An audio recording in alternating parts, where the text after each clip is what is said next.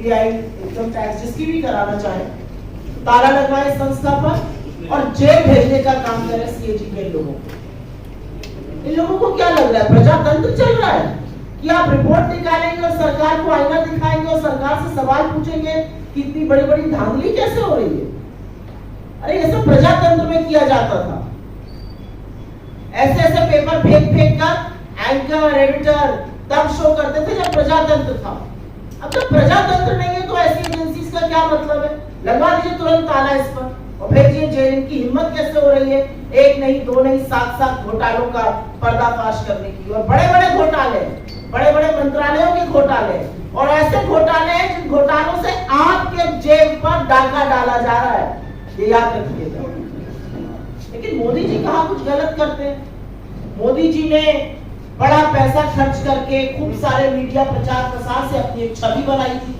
दिन भर ईमानदारी ईमानदारी ईमानदारी की उस छवि का दम भरते हैं। अब ये सीएजी रिपोर्टें जो है एक नहीं दो नहीं 7 वो उस छवि को पूरी तरह से ध्वस्त कर देती है, बर्बाद कर देती है। तो कुछ सवाल बनते हैं, लेकिन इस देश विरोधी संस्था को तो बंद होना चाहिए। और गलत बात है, मोदी जी के साथ बड़ी बेइंसाफी है। उनकी नाक के नीचे जो घोटाले और भ्रष्टाचार हो रहा है उसको उजागर कर रहे हैं। भला बताइए ये काम है संस्थाओं का? कैसे ये काम कर रहे हैं? पक्का किसी इंटरनेशनल साजिश का साथ देते हैं।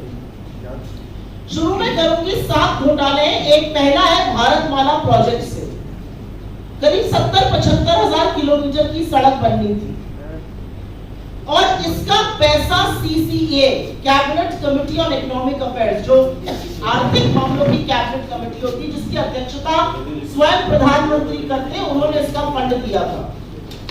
और फंड ही नहीं दिया था तो उसमें पैसा खर्चा कैसे होता है उसकी निगरानी भी करते हैं।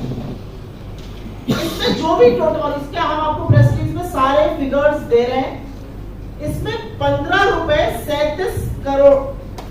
करोड़ 37 लाख रुपए पर 1 किलोमीटर सड़क बननी थी। इन लोगों ने बढ़ाकर 32 करोड़ 17 लाख कर दिया, दुगने से भी ज्यादा। और ये पीएम की निगरानी में सीसीए की नाक के नीचे भारत सरकार के आंखों के सामने हो रहा था। सिर्फ पैसा ही नहीं दोगुना किया गया, इसमें और भी बड़ी धांधलियां सामने आई है। इसमें पता चला है कि फर्जी दस्तावेजों के आधार पर बिडर्स का चयन हो गया। बिडिंग प्रक्रिया में बड़ा फर्जीवाड़ा सामने आया है। विस्तृत परियोजना रिपोर्ट पर काम भी नहीं हुआ। एस्क्रो अकाउंट से करीब 3.5 करोड़ रुपए का हेरफेर हुआ। और सबसे बड़ी बात यह है कि इसके किसी भी जब रोड बनता है तो एक सेफ्टी कंसल्टेंट रखा जाता है कि आपके और हमारे जैसे लोग जो इस देश के नागरिक हैं जब सड़क पे चले तो सुरक्षित रहे।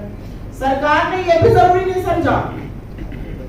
भारतमाला के कितने ही हिस्सों में एक भी सेफ्टी कंसल्टेंट नहीं है। तो अगर आप भारतमाला की किसी सड़क पर चल रहे हैं करीब 70,000 किलोमीटर की, तो अपनी जान की, अपने माल की, अपने खुद के रखवाले आप हैं।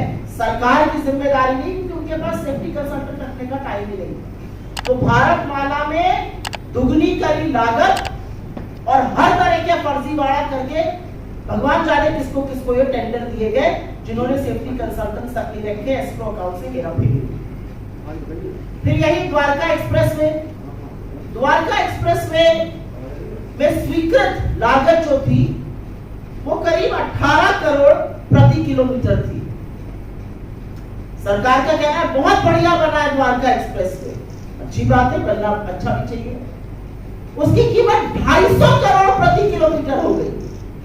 कहां 18 करोड़ प्रति किलोमीटर स्वीकृत और कहां 250 करोड़ प्रति किलोमीटर। और आप ये सोचिए कि 2 किलोमीटर बनाने में 500 करोड़ खर्चा हो गए और उस 500 करोड़ में मंगलयान पहुंच गया। ये सरकार की असलियत है। मंत्रालय ने एक एक्सप्लेनेशन इशू किया, वो सवाल और उजागर करता है। क्या बन गया भाई ऐसा? कौन सा ऐसा विश्व का 8वां नवा अजूबा बना जिसकी कीमत 18 करोड़ से बढ़कर 250 करोड़ प्रति किलोमीटर हो गई? अब ऐसा हाईवे बना हुआ जिसमें आप चेहरा देख सकते होंगे, अन्यथा तो इतना कीमत बढ़ना बड़ा मुश्किल का काम है। महंगाई की वजह से इतनी कीमत बढ़ नहीं सकती है, क्योंकि एस्केलेशन कॉस्ट उसमें होती है। तो ये कमीशन खोरी है, किसने पैसा खाया है इसमें? तीसरी टोल में लूट। आप सब लोग तो खूब टोल देते होंगे आते जाते वक्त। अगर दिल्ली से मुंबई आज जाना हो तो 6,000 रुपए का तो आप टोल ही दे दीजिएगा सड़कों पर, और मजाक नहीं कर रही हूं, जाकर देखिएगा 6,000 रुपए का टोल दिल्ली से मुंबई अगर आपको दूरी नापनी है सड़क से। NHAI का रूल है कि अगर टोल के पास या टोल वाली जो सड़क है उस पर कंस्ट्रक्शन होता है तो टोल की कॉस्ट 75% कम होगी। ऐसा नहीं किया गया। मात्र 5 टोल बूथों का, मात्र 5 टोल प्लाजा का CAG ने एक रैंडम ऑडिट किया और उसमें पता चला कि करीब करीब 132 करोड़ रुपए अवैध वसूल लिए गए लोगों से। तो मात्र 5 टोल प्लाजाओं की बात कर रहे हैं। अगर पूरे देश के टोल प्लाजाओं का ऑडिट हो जाए तो सोचिएगा कितना लाखों करोड़ों का गबन हुआ है। और सड़क पे कौन चल रहा है? सड़क पे धन्ना सेठ चल रहे हैं या आप जैसे और हमारे जैसे मध्यम वर्ग, निम्न मध्यम वर्ग, गरीब लोग चल रहे हैं बसों से, गाड़ियों से, और वो सारा कॉस्ट निकालता है। तो 132 करोड़ तो टोल में लूटे और एक और ऑडिट में पता चला है कि करीब 135 करोड़ NHAI ने राजस्व का नुकसान किया। एक कंसेशन अग्रीमेंट होता है वो कर।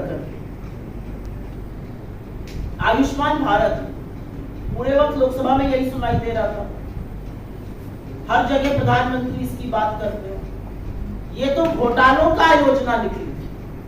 आयुष्मान भारत में 7.5 करोड़ लोगों का, 7.5 लाख लोगों का, सॉरी, एक नंबर से रजिस्ट्रेशन हुआ है। आप किसी भी आधार सेंटर जाइए, किसी भी आयुष्मान सेंटर जाइए और सबसे पहले आपसे आपका फोन नंबर पूछते हैं। एक नंबर से 7.5 लाख लोगों का रजिस्ट्रेशन। और यही नहीं, आयुष्मान भारत के तहत 88,760, मोटा मोटा 88,000 मान लीजिए, उन रोगियों का भुगतान हुआ है जिनकी मृत्यु हो चुकी थी। मृत लोगों का इलाज दिखाकर क्लेम का भुगतान हुआ है। अब ये किसके पास गया है ये नहीं पता, लेकिन लाभार्थी के खाते में तो ये बिल्कुल नहीं गया। 88,000 मृत लोगों के फ्रेश इलाज का क्लेम दिखाकर उस पर धांधली हुई है। और जैसा कि मैंने आपको बताया 7.5 लाख लाभार्थी एक नंबर से जुड़े। इनफैक्ट अगर आगे डेटा देखिए तो करीब करीब 1 करोड़ 24 लाख जो है वो मात्र कुछ फोन नंबर से जुड़े।